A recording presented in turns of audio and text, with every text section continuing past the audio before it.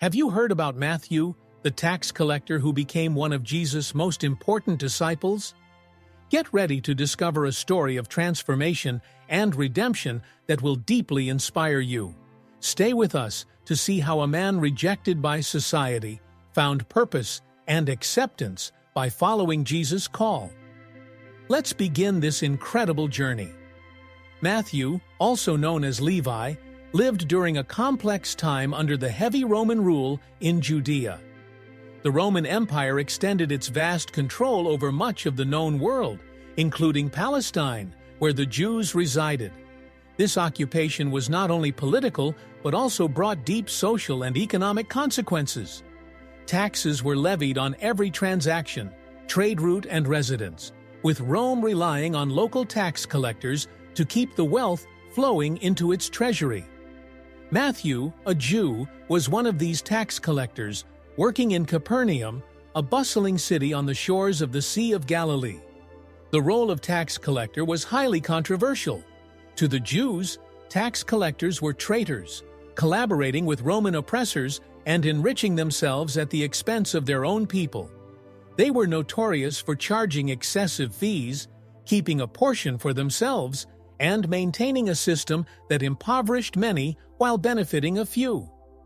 Working for the Roman government in this capacity meant living in constant conflict with his own community, being excluded from the religious life of the people. Matthew felt this resentment daily, his position at the tax booth putting him in direct opposition to his compatriots. Day after day, Matthew sat at his booth, watching his people come and go, collecting their hard-earned money and handing it over to the Roman authorities. The Sea of Galilee shimmered in the distance, a source of life for many fishermen, but also a trade route ensuring Matthew a steady flow of transactions to oversee. Amidst the noise of commerce, his isolation must have been palpable. Though wealthy, Matthew lived a life of social and spiritual poverty. Even in his isolation, Matthew couldn't ignore the stories circulating about Jesus, the teacher and healer gaining fame throughout Galilee. Rumors reached his ears as people passed by his booth, speaking with admiration about the man performing miracles, healing the sick, and preaching a message unlike any other. Matthew felt a longing within himself, a yearning for acceptance and purpose that his wealth could never provide. Yet, he remained at his post until the day Jesus came by. It was an ordinary day when Jesus passed by Matthew's booth. The air was likely filled with the usual sounds: shuffling footsteps, clinking coins, murmurs of discontent. But when Jesus stopped and looked at Matthew, everything changed. It wasn't an accidental glance, but a deliberate act. Jesus saw Matthew not as a tax collector, sinner, or traitor, but as a person in need of redemption.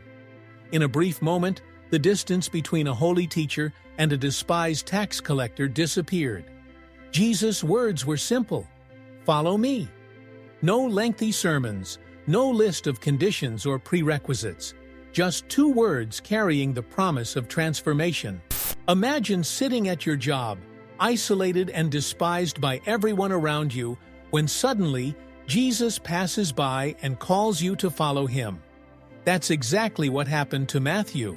In an instant, he left behind his wealth and security to follow a path of service and purpose. Keep watching to discover how this decision changed his life forever.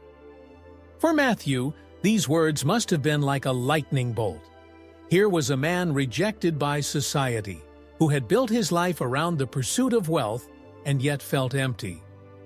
Jesus' invitation was an opportunity for Matthew to leave behind not only his tax booth, but the entire identity that caused him so much inner torment.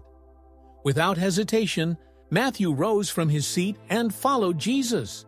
This act of obedience was immediate and profound. In that moment, Matthew left behind his wealth, security, and the stability his position provided. The significance of this decision cannot be underestimated. Matthew was abandoning a lucrative career that had made him rich, but also despised. Jesus' call promised something far greater: a life of service, purpose, and belonging. As he left his old life, Matthew embarked on a new journey, not just as a follower, but as a disciple of Jesus. The transformation that occurred in Matthew's heart was not merely external, but a profound spiritual renewal. Once a man who profited from exploiting his compatriots, Matthew now embarked on a path of humility, service, and redemption. His decision to follow Jesus marked the beginning of a radical new life, in which he would become a witness to the very miracles and teachings he had once only heard rumors of. One of Matthew's first acts after following Jesus was to host a banquet at his home. This event was not small, it was a public declaration of his new life. Matthew's house, likely a symbol of wealth and excess, now became a place of hospitality and gratitude. The guest list for this banquet was telling. Tax collectors, sinners, the marginalized, those society rejected, were the ones Matthew invited to his table. It was a moment of deep symbolism, for Jesus was among them, sharing a meal with those the religious leaders deemed unworthy. The banquet was more than just a meal, it was a manifestation of Jesus' inclusive message. In that room, the divisions between righteous and sinners, pure and impure, were erased. Jesus' presence at the table signaled that redemption was available to all, even those society had excluded. For Matthew, this must have been a deeply personal moment, an affirmation that he too was worthy of the grace and love Jesus offered. However, the Pharisees were not pleased.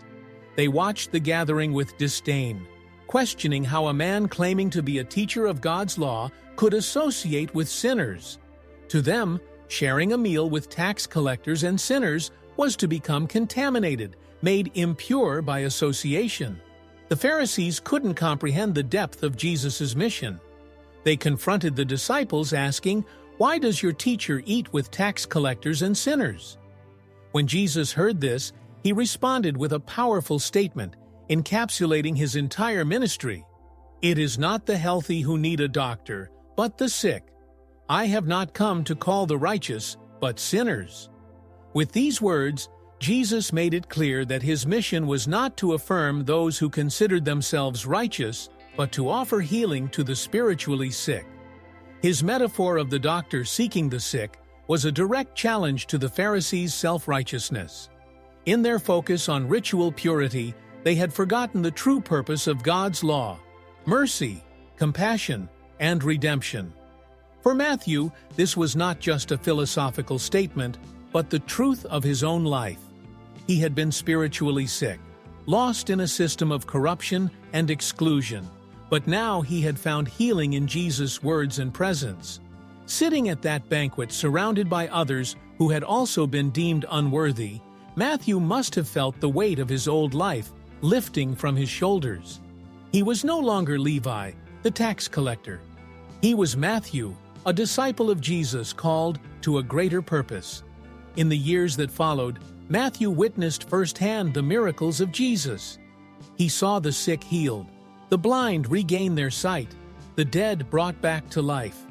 He heard Jesus' teachings, including the Sermon on the Mount, where Jesus proclaimed the values of God's kingdom: humility, mercy, and justice. These teachings resonated deeply with Matthew, who had once lived on the fringes of Jewish society. Now, he was part of a new community that valued the very people society rejected. As one of the 12 apostles, Matthew became a key figure in the early Christian movement.